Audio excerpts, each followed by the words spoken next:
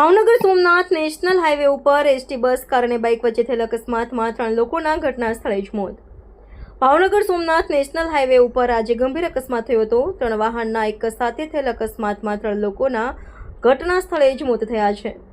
આ બનાવની જાણવા મળતી માહિતી મુજબ ભાવનગર સોમનાથ નેશનલ હાઈવે ઉપર રાજુલાના 4 નાળા નજીક એસટી બસ કાર અને બાઇક વચ્ચે ધડાકાભેર અકસ્માત થયો હતો અને અકસ્માતની ઘટનામાં 3 લોકોના ઘટના સ્થળે જ મોત થયા હતા અને 4 લોકોને નાની મોટી ઇજાઓ થતાં હોસ્પિટલ ખસેડવામાં આવ્યા હતા.